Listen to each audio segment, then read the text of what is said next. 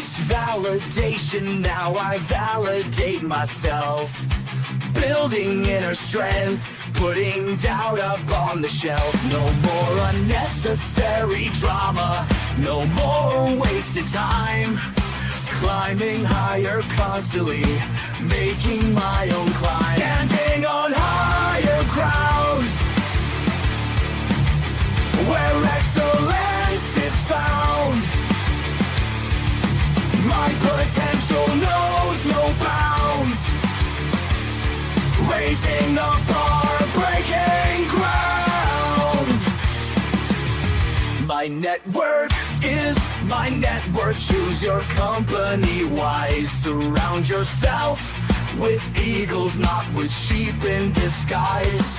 Every interaction is a reflection of my brand. Quality over quantity, that's my personal command. Standing on higher ground, where excellence is found. My potential knows no bounds. Raising the bar, breaking ground. Whoa. I'm not just living, I'm manifesting my vision. Cutting through limitations with surgical precision. My expectations are my compass, my respect is my shield. To mediocrity and chaos, I will never yield.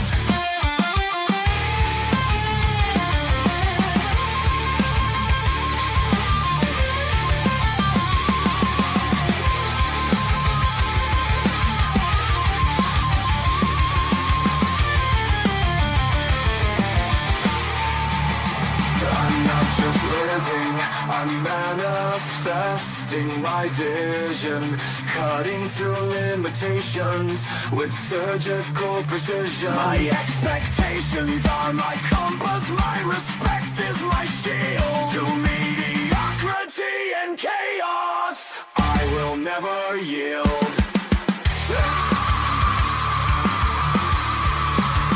Standing on higher ground, where excellence is found. My potential knows no bounds. Raising the bar, breaking ground.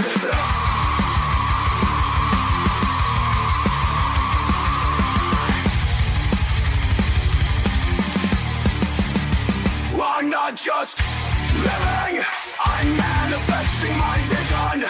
Cutting through limitations with surgical precision. My expectations are my compass, my respect is my shield. To mediocrity and chaos, I will never yield. How you doing, ladies and gentlemen? Welcome to This and That. I'm your host, Xander, where we talk about this, that, and everything in between. It's Sunday, y'all. It's Sunday. So today we do our members only, open to the public right now. Questions and comments for the fans. We are going to be covering a few things that I thought was very interesting when I came across them. I didn't actually go through all of it, but I did go through enough of it to know that it's going to be deep. So bear with us as we get ready to get started with that. One more time, I want to give a special shout out to All-Star Izzy for coming to the show on Friday, and then also Sarah for coming to the show last week, Wednesday. So we really appreciate them. We are going to be covering everything around the riots and how that impacts the economy, how that impacts us over time, because everything has a consequence, whether it be a positive or a negative one. I was talking to some people about it before I said I was going to cover it, and I was explaining to them how individuals who go out there and do what they do in the protest and then end up being, detained, arrested, and whatnot, the kind of charges that they have on their background now negatively impacts their abilities in the future to make future decisions, depending on what those decisions are.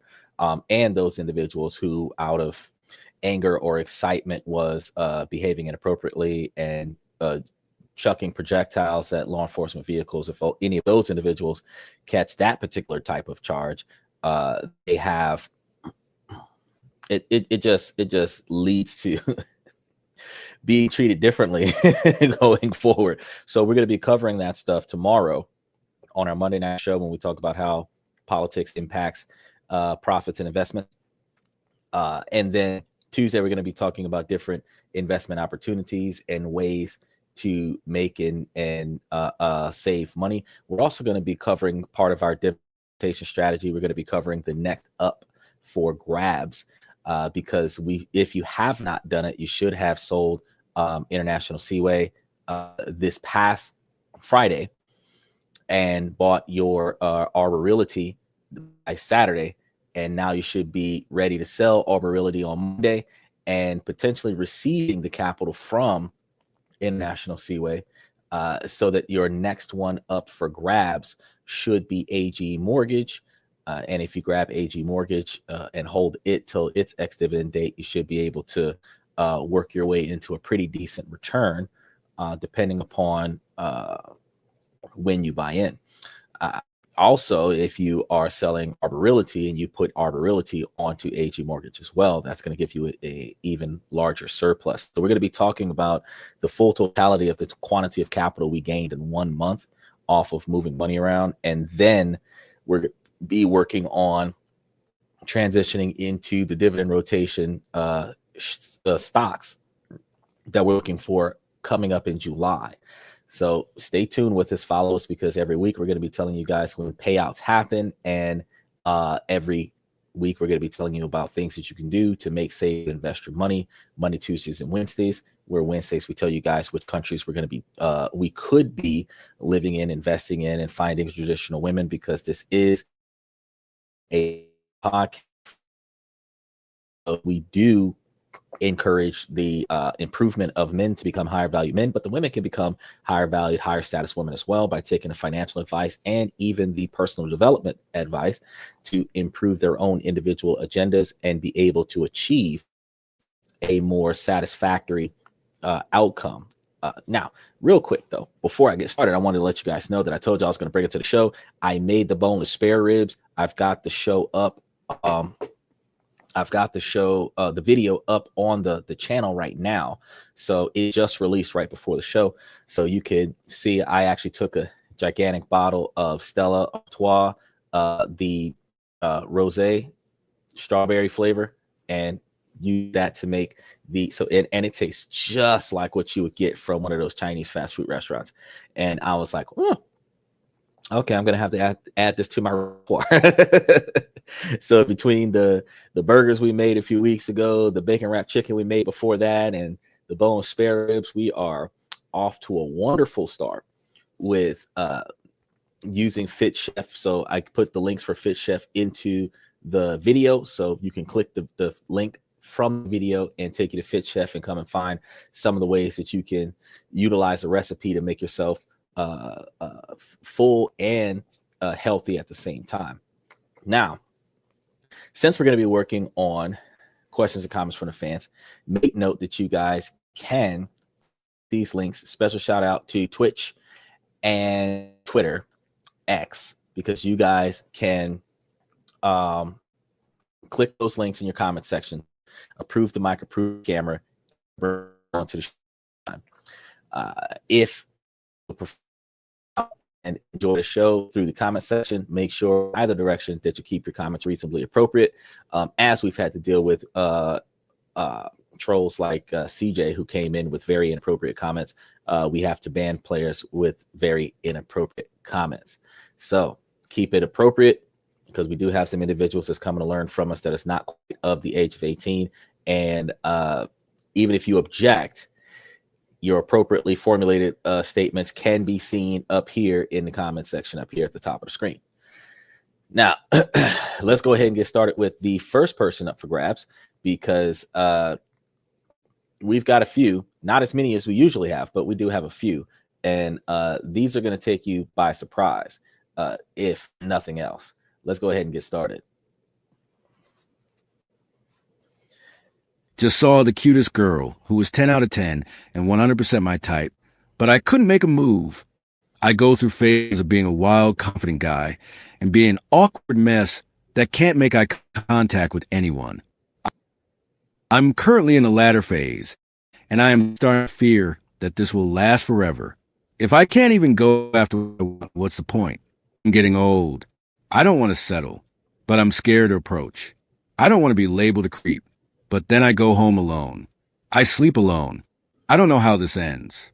I don't want to die alone, but it's starting to look like it with every passing day. Okay, well, you won't sleep alone if you get a dog. So you can travel with a dog. You don't have to be completely alone. However, understandably, a lot of men have this concern the older they get. Some actually give up on this idea and then just make peace with being by themselves.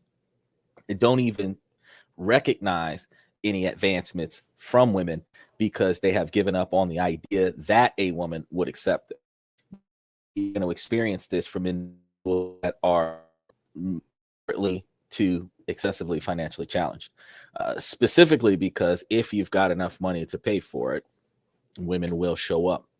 Even if she does not value you as a man, she values your resources, women will show up. Look at Flavor Flav, the least attractive person that I have ever seen in my life, no Diddy. And yet he can have 20 women in his house the same way Hugh Hefner could have multiple women in their houses. And no hate. Do you? That's the average man's dream. How women realize that house full of women, a house full of chaos.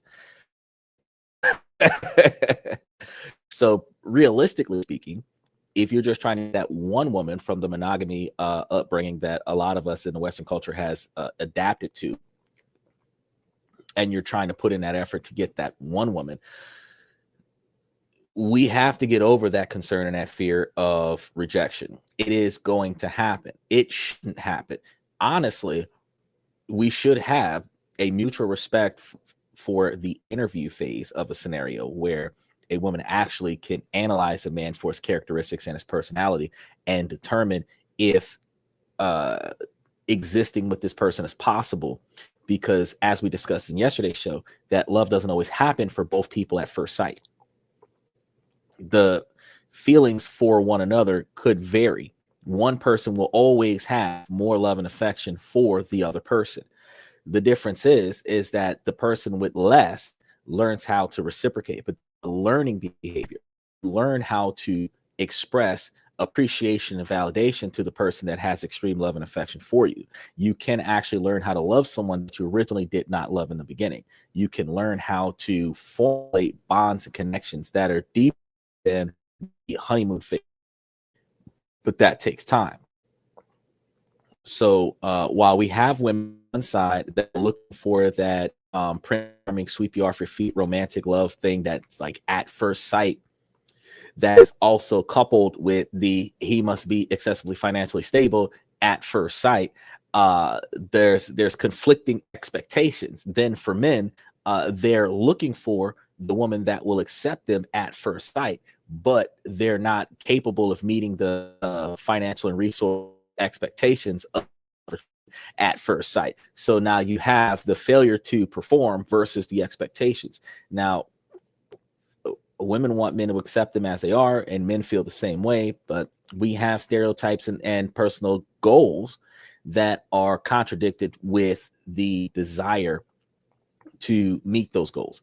So, and when I say contradict to the desires to meet those goals, is that if you want to be happy with a person, doesn't matter who it is, you're going to be happy with a person. Now, if you want to be happy with a specific person, then it does matter who it is. So when it does matter who it is, they might have some characteristics that you wish you could find in a person, but they don't have other characteristics that you would prefer for the having that other person, right? And then they might have those traits and then other traits they're lacking. And because you can't find the complete package, you tend to reject something that would be good for you in hopes that you can find something better. Yeah, it might make 7 out of 10 on the marks, but I'm hoping for something that's like a 9 or to a 10. And the ability that 7 gets into a 10. So turn away. Men have this very, and women,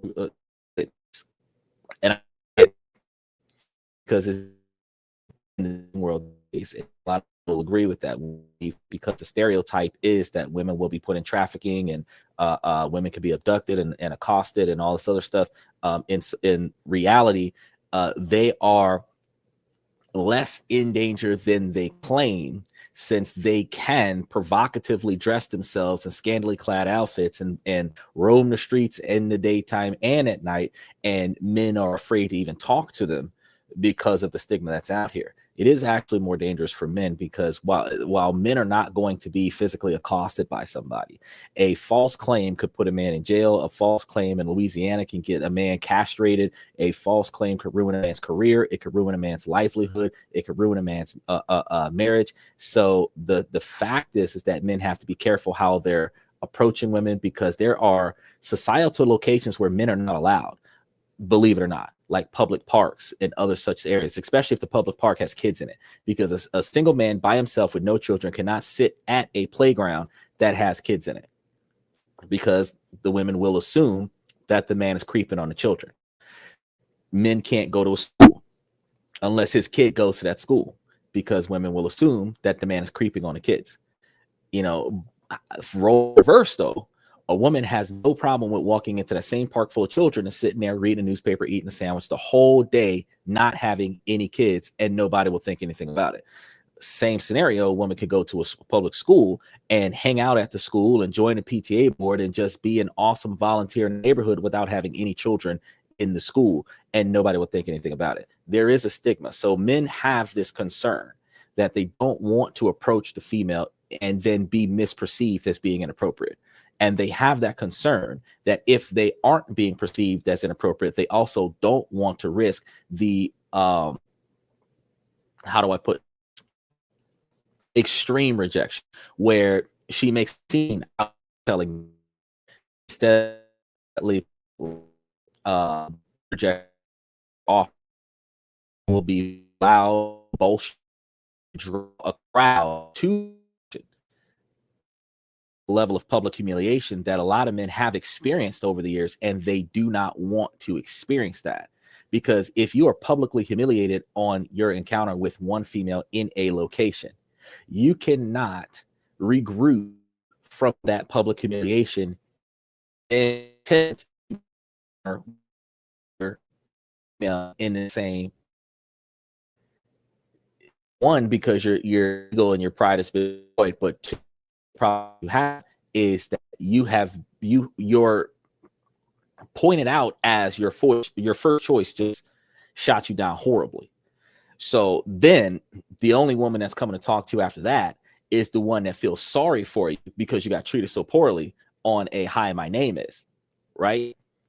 So the men are going to have that concern. We're not going to feel comfortable with making that first step and going over and talking to the women. I've seen on Flip and other such social media platforms where men are starting to say that women should make that first contact move.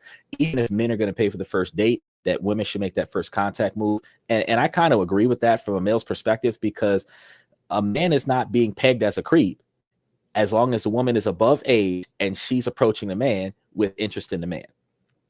It doesn't matter if she's younger than him. She could be 22 and he could be 45. He's not a creep if she approaches him. He's a creep if he approaches her. So I believe that the dynamic should begin to become a pattern of behavior where if women are interested in a man, that they should go and talk to that man. And then if he's interested in a woman, then he could take her out on the first date at his expense.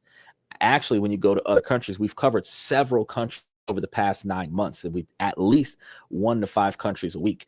And places like Japan, Thailand, Philippines, Vietnam, Like those women will pay for the man on the first handful of dates and take him out on the town, and, do all of the things that, women don't do on the Western culture to convince the man that this is the woman that he's going to life, which I think is a fair trade, to be honest. If she could pay for the first 5 or 7 dates and I'm going to pay for the rest of her lifestyle for the rest of her life, I mean, I think that's a fair trade because you're actually investing in a stock that's going to pay you dividends for the rest of your life. But for the man to pay impress the woman on the first 5 or 6 dates to get her to commit to the man, and then he's going to pay for the woman for the dating phase to lead up to her demanding marriage when she is not performing the roles of the wife, and under the crutch that if he marries her, that she might perform the roles of the wife. And then once he marries her, she's not performing the roles of the wife. But he kind of knew that before he married her because people don't change. It's not like giving a woman a wedding ring is going to make her evolve, like touching a Pikachu with a moonstone and evolves into a Raichu. She's not going to evolve into a wife. Whatever she was when you married her is whatever she is after you. See what I'm saying? So you got to think about this. And if you got one that was street and you put a ring on that finger, it's just for the street with a ring on it. She gonna get finger. It change. Don't think by putting it's symbolism. It's jewelry that is symbolism. It doesn't do anything. Truth be told, you could save $200,000 on the ring and the wedding, invest it in a large quantity of stocks, put that into a trust, and just spend $50 at the courthouse and get the marriage with 2 to 5 people that really matter for them, because you need a couple of witnesses to sign off on it, but judge and really solidify that. Even if you call yourself trying to go to the church, you need to go to church. You got to go to church. The church is supposed to be able to do things for nothing. The pastor got to get paid. Now, maybe in a Catholic church, they might pay you for nothing, but you still got to reserve the venue. So that there's a lot of things that goes into getting married that you got to ask yourself, like, is it really worth it? So when you say that you're having trouble starting off and finding that right person to get to the second date with, and your concern is that you might die alone, bro, if you focus on your finances, focus on getting the chaos out of your life, focus on your availability, you will have more. You could retire out of whatever you do for work, still keep getting paid over time, where your standard of living is substantially sustained. You have extra money aside to travel. And now if you can't find what you're looking for in the city that you're in the state that you're in the country that you're in, you could take off and go to another country and find it. Because when you start thinking about the odds of finding the right person, there are almost 8 billion people on the planet. And with those numbers, you understand that there's only a few million of them in America, and there's a few 100 million, because it's 368 million people in America right now, and half of that is women, which is roughly 150 to 160 million women, right? And half of those women are married, which leaves you with close to like 75,000. Or no, 750,000 single women. And then you divide that between 50 states, which puts you at somewhere 75 to 100,000 single women in each state, divided amongst a bunch of cities, which means that you got anywhere between 1,000 to 10,000 single women in any one city. Right? That's not dating, right? And out of that, only 1% of them will talk to you. Which puts you at somewhere around 1,000 women in a lifetime. So, fellas, if you really want to improve your options, I mean, online dating platforms are a sucky way to maximize gains, but trying a different location will give you the ability to see better results. But you still have to make sure that the person that you're looking into is focusing on the things that you value, because if they're not, while you might find a woman that you can have a good time at your expense, while you might find a woman that might have no problem with sleeping with you on a regular basis, you're not going to find a woman that you can grow with. You're not going to find a woman that you can invest with. You're not going to find a woman that you can spend the rest of your life with. And that's one of the goals that you're looking for, is a lifelong partner and companion that will aid you in your success, so that y'all can live a successful life together. So you want to rethink your priorities. If you only focus on trying not to be alone, you can rent that feeling. But if you're trying to be happy in a long-term committed relationship with an individual that you will be proud to be with, that takes effort. So let's go ahead and touch base with the next comment that we've got on the show, because we do actually respond to a lot of questions and comments. Make sure that you guys know that y'all can like and subscribe to the channel. And if you guys got some comments, you can throw them in the comment section. I will respond as long as those comments are appropriate. And if you want to jump onto the show, you can click some of the links in the comment sections, approve the mic, approve the camera, and say what you got to say. Shouts to your friends, family, your country, and, you know, comment on topic at hand. Let's go ahead with the next one here. Online daters, I would like to get to know my date mostly in person. I don't want to be glued to my phone. I'm wary of false intimacy and feel kinda like you're in a text relationship before you've met. Please don't mistake slow texting responses as disinterest. A thoughtful text in a day or even 2 can be enough. I think texting expectations, illusions created by texting, and those dopamine hits are a big part of the problem with online dating. Yes, we can get used to communicating with each other on social media, online dating platforms. And you know what the funny part is? As soon as you tell them something that they don't want to hear, they go from you being the love of your life to them degrading your every being. And it's like, damn, I was just making a statement. The fact is that in-person relationships manifest and develop stronger bonds, but they develop more quickly. Social media online relationships do develop, but they're based off of the facade of what is being said versus your interpretation of what was said. So they can paint a picture that you can fall in love with, and that be the furthest thing from the truth. A lot of us experience on social media that an individual will talk to you for a short period of time, and then eventually they're going to talk to you about money. Whether they want you to invest in something, give them money for a family emergency or something like that. And you got to be cautious about these things. You got to be wary about individuals that want to drag you into a oh, I love you right now, and they have not even met you in person thing. As I've said, there is a thing such as love at first sight, like in-person encounter with one another. But I can't say that any statistics exist that suggest that you can find a romantic, instantaneous engagement with an individual based off of a couple of photos and some text messages. But it's weird, though, because the faster you try to pull somebody off of a dating platform into a real-world conversation, to a in-person engagement, the faster that other person is going to assume that this is a scam, because that's how scammers bait you in. They pull you off the website. They try to use like Skype, WhatsApp, WeChat, something like that, and communicate with you differently on a platform that's not going to flag their communication. And then at some point, they try to talk you into spending some money. Now, in order for you to get to the real date, you have to pull a person off of the platform and exchange numbers and then talk to one another. I recommend video calling. If you're going to have a long distance relationship with an individual from a dating platform, you utilize a free service like WhatsApp or Skype. I'm from the old school before the internet was a thing, so we still have Skype.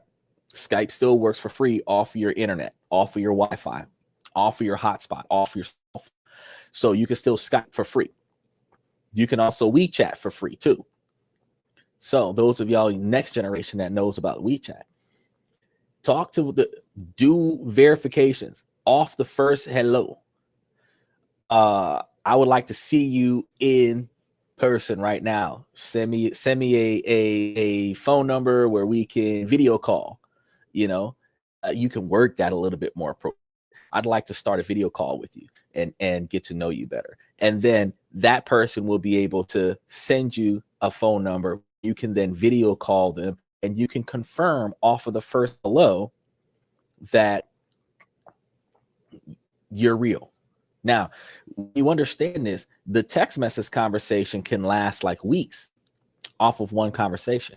Video call is only going to be like 5 or 10 minutes. And everything you would have said over the last week would have been said in 5 or 10 minutes, because the delay in figuring out what you're going to say and how you're going to word it and editing it and then reposting it before you submit it, and all that's gone. The awkwardness of speaking to somebody directly when you have literally nothing going through your mind, that is going to happen on a video call, which, if you survive a video call, it should be easy. Broken, you know exactly who you're looking for, and you guys should be going out to have a little bit of fun. So I agree. I think that text message relationships should be less, and video call relationships should be more. If you can't do in person, you should do video calls. And I feel like video calls would be more appropriate, because you know that you can only see this person once, right? If in a text message Ponzi scheme, like, you could get like 13 different profiles from the same person, hit you up and send you text messages with different photos from different locations and try to convince you into doing something that you didn't want to do. But they can only video you once with the same person amongst all of those fake accounts. So I agree. I think that in person is better, but where you meet them is not important. It's the fact that you get to looking each other face to face in real time as quickly as possible. And then, yes, text messages on the back end, emails on the back end, long-winded I love you notes in messaging on the back end, that's fine. But solidifying actual communication and contact with one another, that is important. And that is the key to the start of a successful relationship. So let's go ahead and touch base on some of the other ones we got going on here. Make sure y'all like and subscribe. I just moved out and I feel terrible. Hello everybody, I, a 25-year-old, just moved out of my parents'. I recently took a job in the city, 1.15 hours away from my parents, with whom I lived until this point. Today I moved into my apartment where I will be living alone and have been feeling what I describe as grief, dread, like I've made a terrible decision. I'm having a hard time pinpointing what exactly is making me so anxious and unsettled. The thought of not having them so close, the thought of losing time, so come the thought of being alone in a city I don't have close friends in. To make matters worse, my mother is just as distraught. She has cried multiple times just in the past few days, which of course makes me feel terrible. If anyone has any advice or has been something similar, I would love to hear what you have to say. And as a side note, would it be considered a hindrance to visit often, like early the next day, rather than staying in my apartment to try to get more used to it? I'm not sure if I should be fighting this urge to go back and see them as an attempt to make myself become acquainted faster. Thank you in advance. Kind words are much needed right now. I ain't got nothing nice to say to you. You grown, girl. Go home to your house that you pay for and take your ass to bed. That's how you do that shit. That is how everybody has anxiety the first time they move out. It doesn't matter if you voluntarily moved out, if you moved out on a rebellious decision, or if you got kicked out of your house because you wasn't following the rules in your house. Either way, the first time that you leave that nest, you are going to be afraid. You are going to be anxious. You are going to be concerned. You're going to want to go back to familiar territory. But the part of growing up is for you to get your shit and get out of your parents' house, right? Now, don't matter how it goes about happening. Once your stuff comes out of that house, you are no longer a resident of that house. You are now a guest when you go back to visit.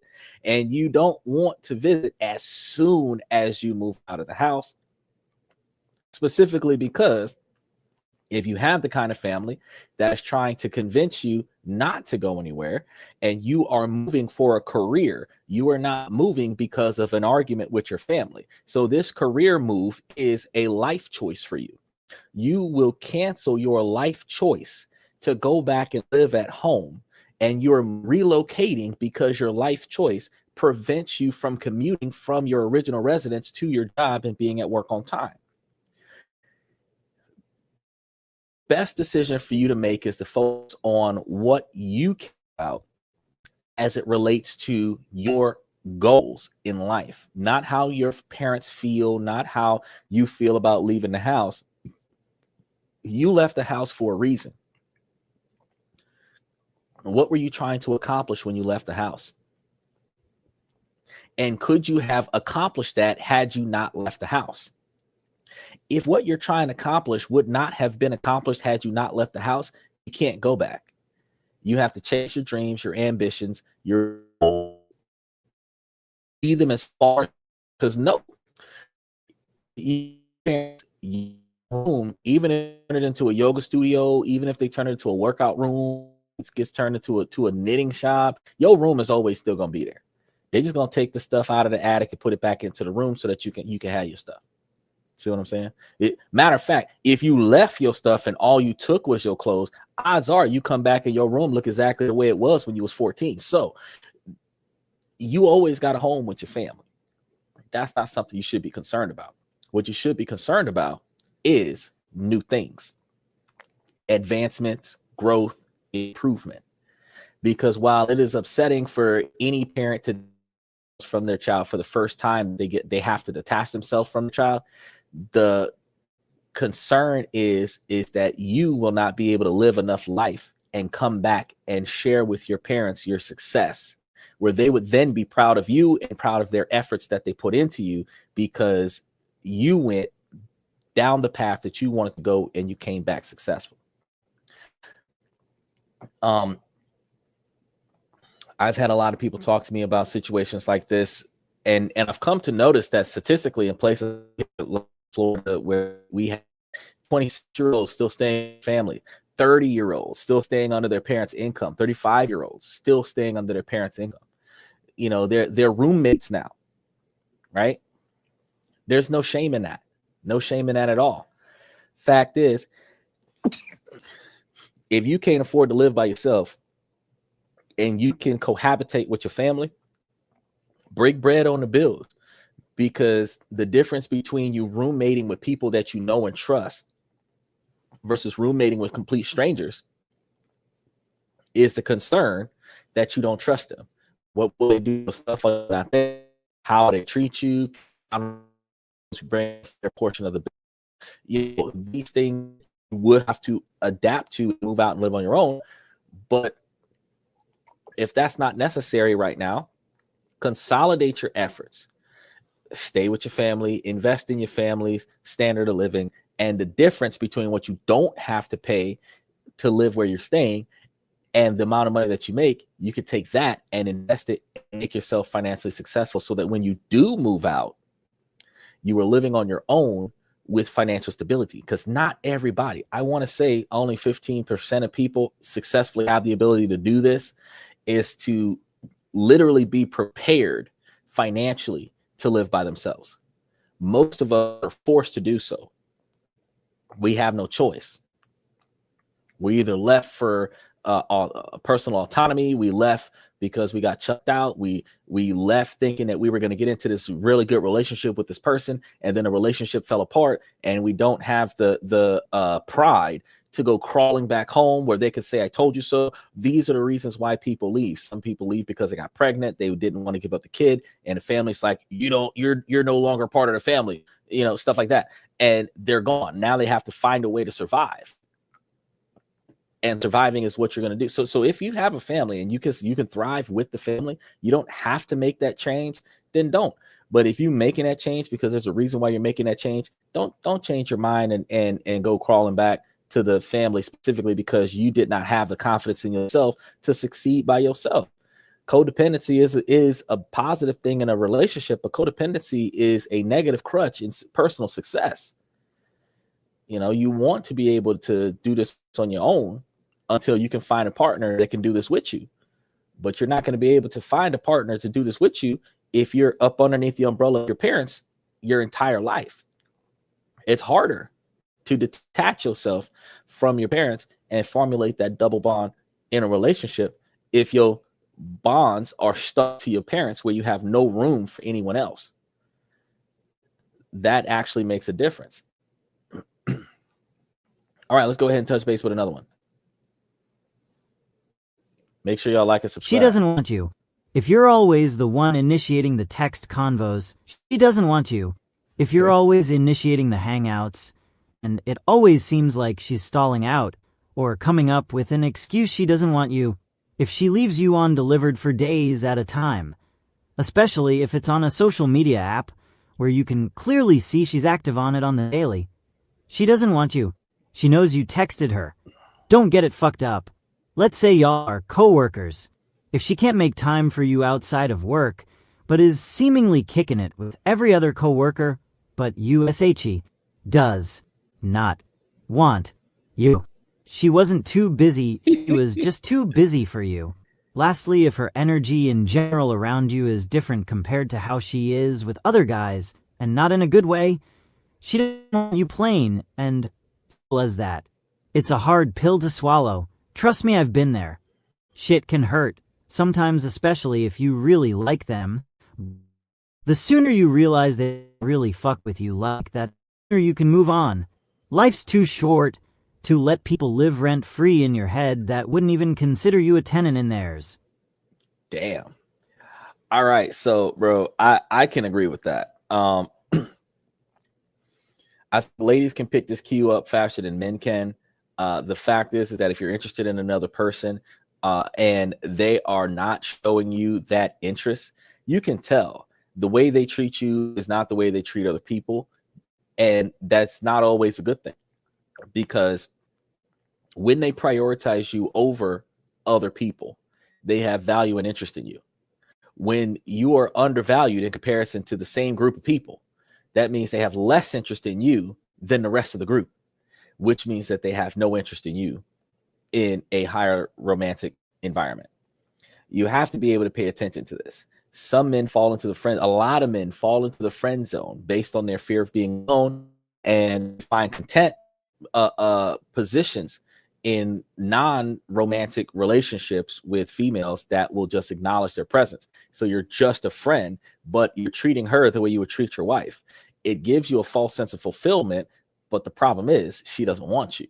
Now, what the biggest problem with this type of dynamic is that while not all women deliberately put themselves in this position, the problem is that while you're emotionally attached to her, she has no emotion for you. She becomes emotionally attached to somebody else, and then she's going to tell you about all the things she's doing with him, and you wish that was you. Then when a situation goes bad, she's crying on your shoulder about all the things that she wished she could find in the other man that she can see in you, and you can't step up because you're just a friend. And if you ever were to put it out there that you want to be more than friends, you'll make the friendship awkward, and then you'll end up losing the friend. So then you are too afraid to stand up and be the man that she should have. And she's not even thinking about you because you're just a friend. You will stay just a friend for like 15, 20 years. And then when she finished being mistreated by all the men that she dates because she has a poor decision-making setup where she's after her type, not what is right for her, and you might be what's right for her, you'll be in a situation where after she's no longer wanted by anyone else, that she decides to give you a shot. Sometimes this isn't a guarantee. This is like a wishful thinking, like you hit the lottery like 30 years late. Everybody else got a chance, and then you're the fallback plan. Not all women do this, but if you try to take yourself out of that friend zone, sad part is you could end up in a relationship with the person that you want, and that relationship end badly because that woman could be dating you out of pity. You could be the rebound. All kinds of things could be negative factors towards your relationship. So if you recognize that the girl that you're talking to is not interested in you, you are looking for a long-term romantic relationship from her, you need to put yourself in a position of saying, look, if she's not looking for what I'm looking for right now, or if she is and she's just not looking for it with me, then I need to go somewhere else. We just discussed this earlier this week. Friend zone is the rejection group. It's not like the way things used to be 40 years ago, where everybody started as friends. We started hanging out in groups. We paired off. Then we started doing one-on-one dates. We became exclusive. All of this happens before sex.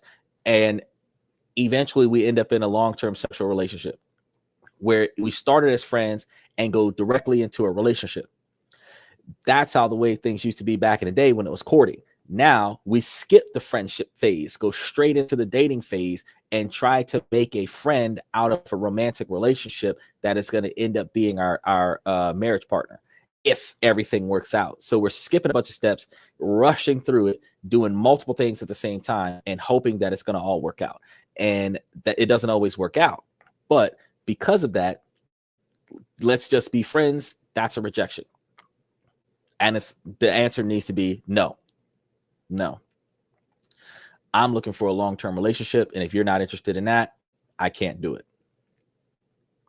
Because how would you feel if your boss says, well, I know you're looking for a paycheck, but you can hang out here for a while and work for free for a couple years. What do you think?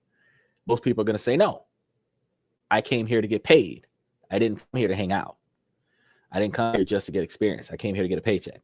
Likewise, if you're coming here looking for a romantic partner for a long-term marriage relationship, you're not looking for a friend zone. So since you're not looking for a friend zone, they offer anything other than the relationship. The answer is no. And you have to remove yourself from that situation and keep it pushing. All right, let's go ahead and touch base with the next one here. They start getting No good. one ever talks. I'm 24, and I have gotten a few matches over the last couple weeks. Mostly on Duet, if that makes a difference. I always have to initiate, even if they swiped second, which isn't really a problem. I try to always start off with "Hey, name," and then create a question based on their profile, so they see that I have read through it and pay attention.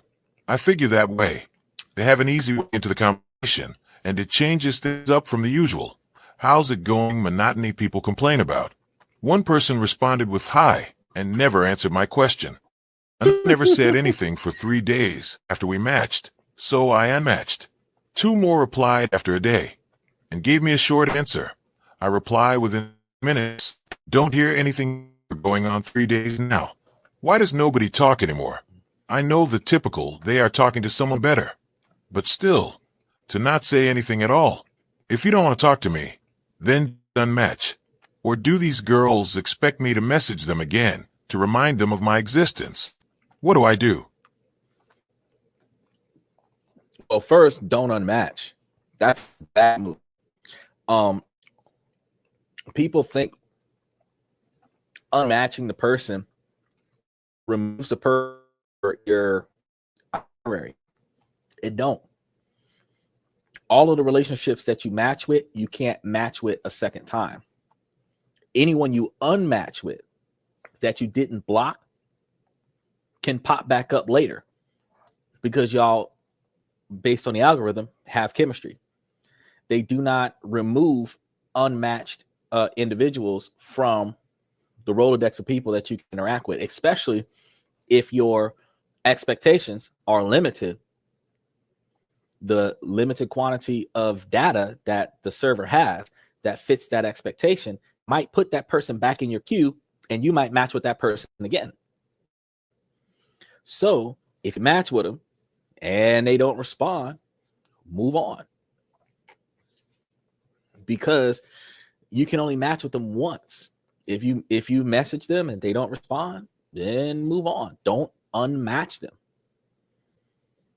Because the platform will run out of individuals to match you with if you're matched with every account on the program.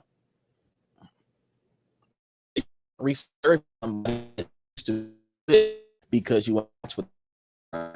So understandably, the next thing that I want to tell you guys is that we do a lot of browsing through social media platforms, dating platforms while we're bored, swiping right on or swiping up in some platforms on photos that we're attracted to, bios that we're attracted to.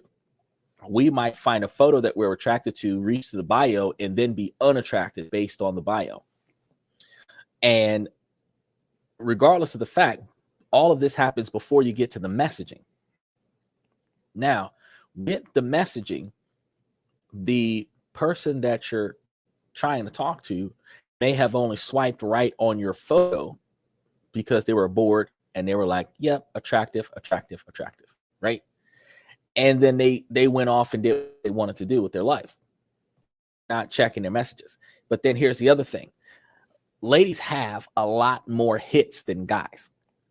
So you might be one of 1,000 people that have messaged her today, unless she has favorited your account. Most people don't go past the first page of communications, and there's multiple pages. So if you're not on the first page, or she's not really looking for your response, like hunting for it, then she's not going to know that you sent her any messages, which ultimately means that some women are not responding because they have so many other hits.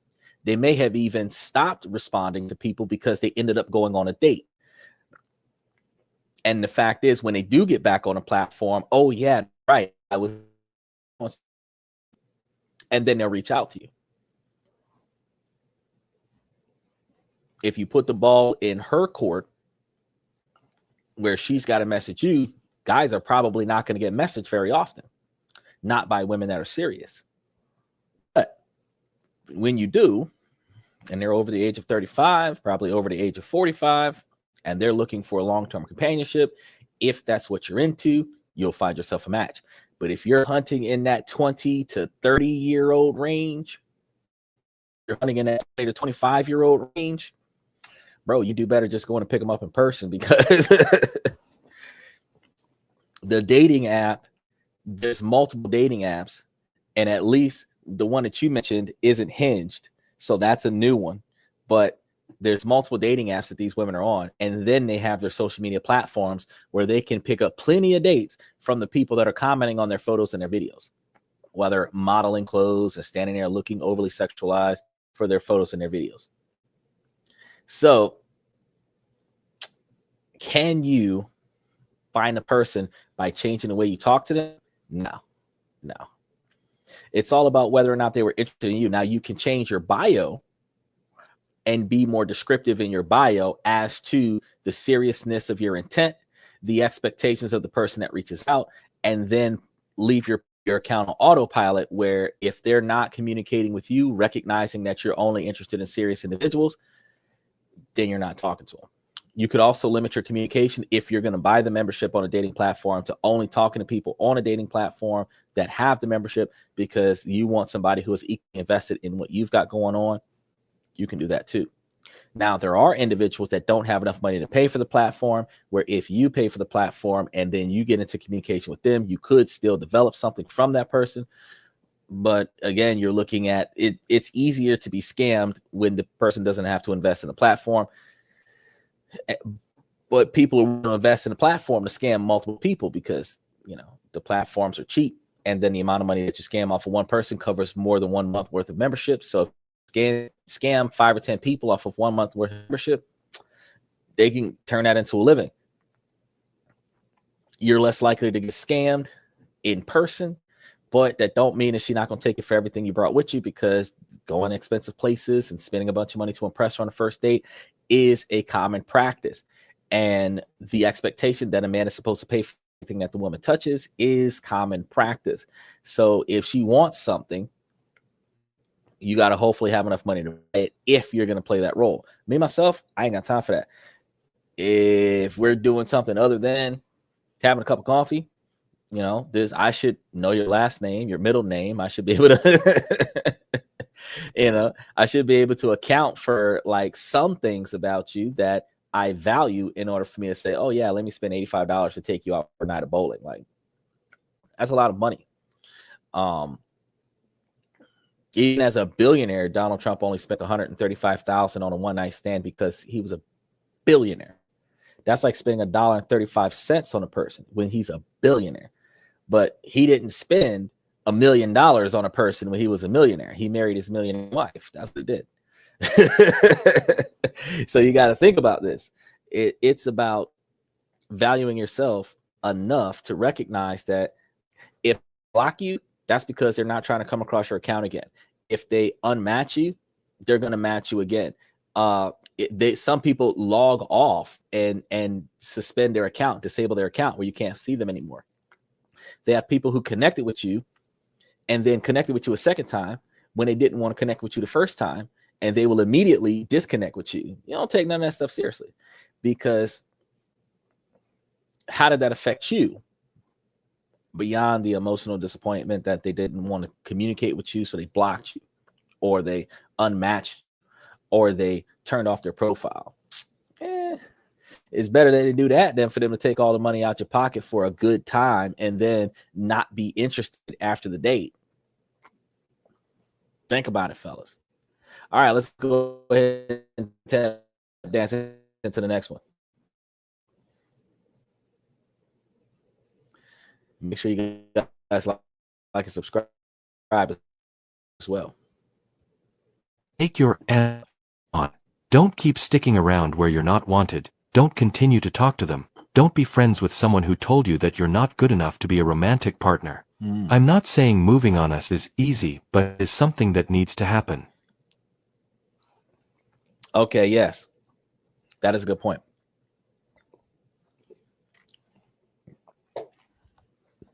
I know some of us got more L's than LeBron James, but it don't change the fact that moving on is necessary. Staying stuck on the person that don't want you is not going to benefit you at all.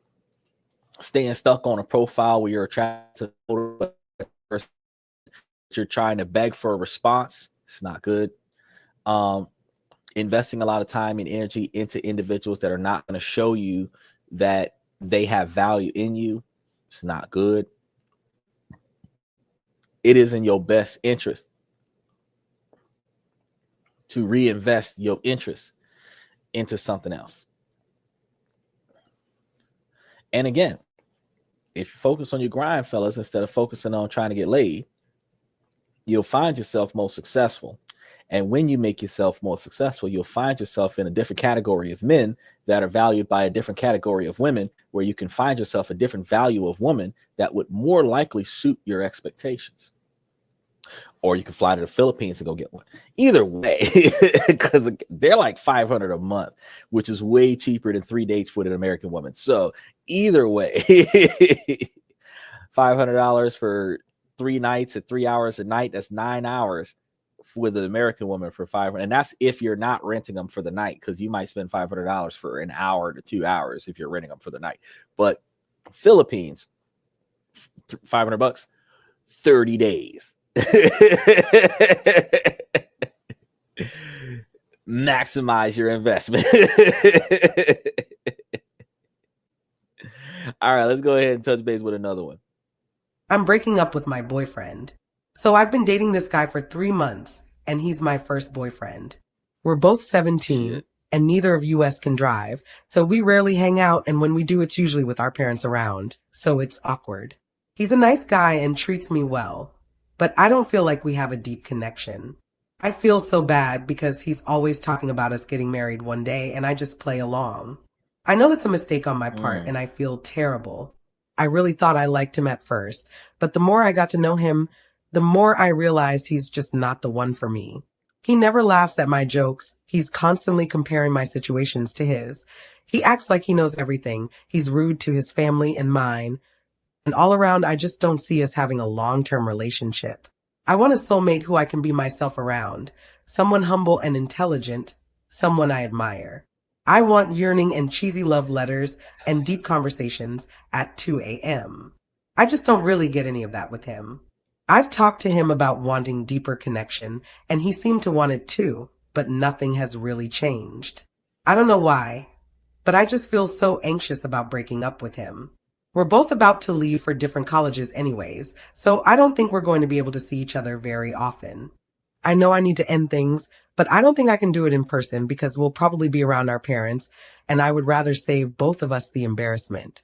The problem is I have some books I borrowed from his mom that I need to return. I don't know whether to return them before or after I end things. I guess I just need advice on how to make this go smoothly without hurting his feelings. Well, that's some shit. All right, so first of all, bring his mama back the damn books. This ain't no dang library to hoard and stuff. You borrow them, you use them, you don't need them no more. Bring the dang books back. What you holding on to mama's books for? You know, that's not even supposed to be no type of memorabilia. What you remembering about his mama. Now, next thing is, y'all only got the parents involved when y'all drive. And that don't mean that y'all parents is involved every time y'all go somewhere and do something. So y'all can hang out and go places and learn how to do stuff without your parents. You're only 17. So here's the other thing you got to think about. The way he treats people is the way he was treated growing up. So if you want him to behave differently, you got to teach him different ways to behave. You're not funny, so he's not laughing. So don't worry about that. Eventually, something's going to happen that he's going to laugh at. His sense of humor does not have to be your sense of humor. I do not have to be the class clown in my relationship in order for my partner to be happy with me. Likewise, I do not have to laugh at everything my partner says and does, especially if it's not funny, because we're not the same person. We don't have to have the same type of humor. However, your anxiety about leaving this guy, because he's clearly not what you want, not because there's something wrong with it, because you're bored with the vanilla expectations. You're using the excuse that he's rude with your parents and his parents, when as men we're expected to be assertive about our positions. And when we're expected to be assertive about our positions, we actually have to no longer be submissive to the authority in order for us to demand what we are entitled to and what our partner is entitled to. So that will require us to be rude. It will require us to be disrespectful. It will require us to stand on our own principles. But if he is pushing for your agenda and his agenda alike, that's a man worth keeping. Now, 17, most women are not going to stick with a 17-year-old. They're going to go after the 45-year-old. They're going to go after the 41-year-old, 38-year-old. Why?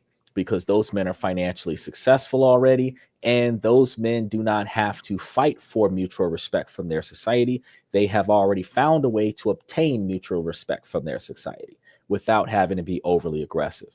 They have learned the ability to be patient after being fucked over so many times in their life, and that also puts them in a position where they're not going to be as demanding, because you can only fight for what you're entitled to. And if you've already gotten everything you're entitled to get, you can't really ask for much more. So you end up settling for whatever's left, which means that since whatever's left is more than what you were expecting to get, you're not going to push for extra. When men reach this level, women are satisfied with that level of mentality, because as long as she doesn't have to apply as much, she might apply some just to say that she did something, but she will only do that if she's not expected to maintain it. So recognizing this, at 17 years old, if you're walking away from your boyfriend, not because he did something to you, but because he didn't think you was funny, I mean, there are worse relationships out there than not being funny. And there are worse relationships out there than having a boyfriend that stands on his principles. So I would disagree with walking away with a man who has not done anything to deserve that. But I also am not you, and I am not in your relationship. So until he starts mistreating you specifically, I would say work with him, show him the ropes, teach him the things that you would prefer him to do before you up and abandon a relationship, because you haven't talked to him about it. You know, it's because you guys are going to different colleges, because you kind of want to join a sorority and hook up with a bunch of frat boys. So you're not really interested in maintaining your childhood relationship, because you kind of want to thought it out in college. And that's really the subconscious expectation that you have. But the difference is that you're not putting yourself in the right position, because what if, like in Hong Kong, like they do a 2-year term, men have to do a 2-year term between 18 and 20. So whatever y'all thought y'all was going to do, if he survives his tour, he's going to come back at 22, and then y'all can spend the rest of y'all life together. But your ass is still supposed to wait for him to come back. So if y'all went to 2 different colleges for 4 years or 6 years, y'all are supposed to be able to maintain a stable relationship through college, transfer to the same college, as long as the college that y'all are going to doesn't contradict your educational format. Transfer to the same college after the first year, and then finish your education together. But don't put your life on the back burner, your happiness on the back burner, for the falsehood of, we're not going to the same school. So you're not gonna graduate from the same school, and you still can get married, but you have to prioritize your relationship. So one of the things that young bloods, y'all need to take away from this is that y'all cannot expect the relationship to be perfect from day one. You have to coach your partner, both men and women. You have to coach your partner into being the thing that you want them to be. It is up to them to do that. But if you don't communicate with your partner that they're missing something, they're not doing something, that you need something from them that you don't see, for them to reciprocate what they're going to do to accommodate that, you can't just walk away from the relationship and say, oh, it's not what I had hoped, but I never put any effort to change it. If your car run out of gas and you disappointed that your car ain't got no gas in it, you're going to sell the car because the car ain't got no gas in it, but you're not putting no effort into putting gas in a damn car. Could you have fixed that situation without selling that car? Of course you could. By expressing to your partner that things need to change, what things that are not working for you, negatively impacting your involvement in a relationship, and then what can the both of you do in that relationship to maximize success of the relationship, which requires effort from the other person.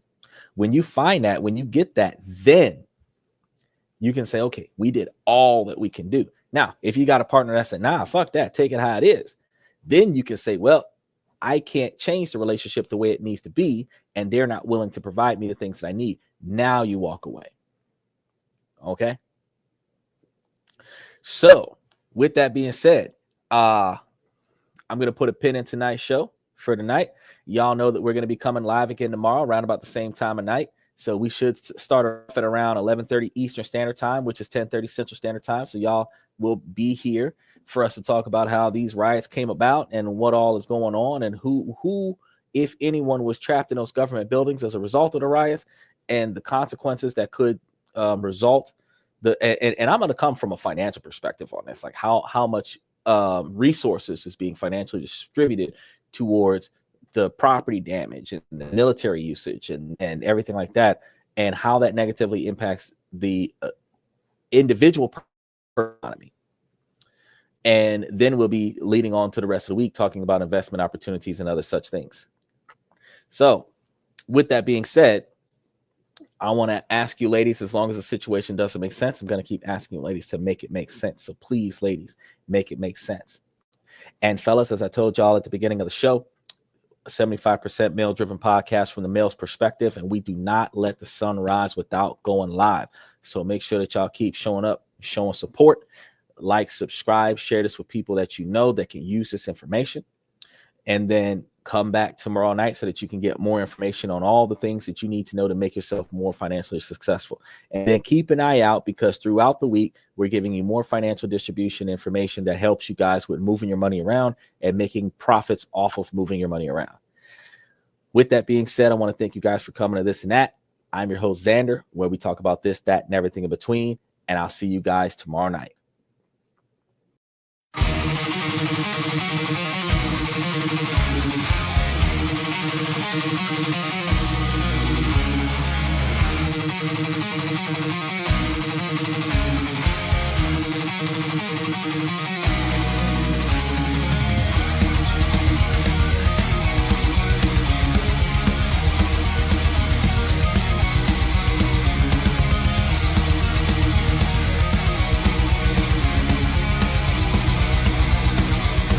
Higher ground.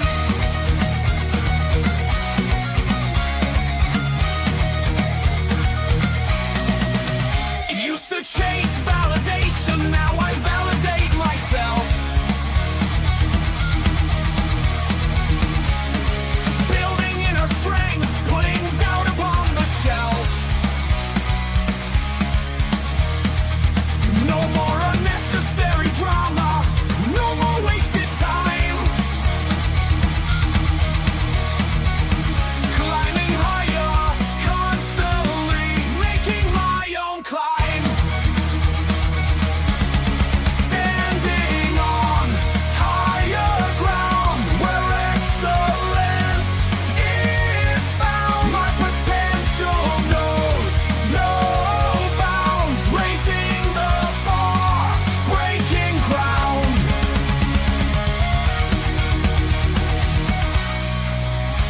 My network is my net worth. Choose your company wise. Surround yourself with eagles, not with sheep in disguise. Every interaction is a reflection of my brand. Quality over quantity, that's my personal command. I'm not landing on higher ground where excellence is found. My potential knows no bounds, raising the bar, breaking ground.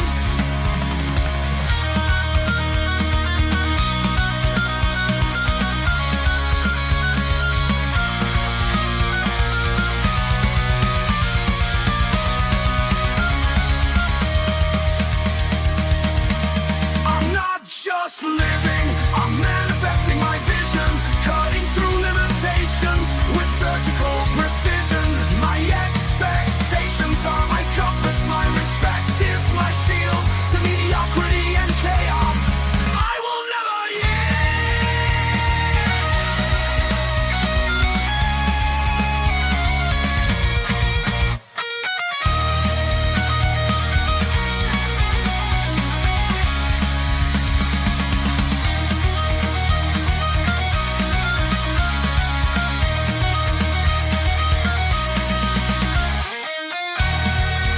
I'm not just living, I'm manifesting my vision, cutting through limitations with surgical precision. My expectations are my compass, my respect is my shield to mediocrity and chaos.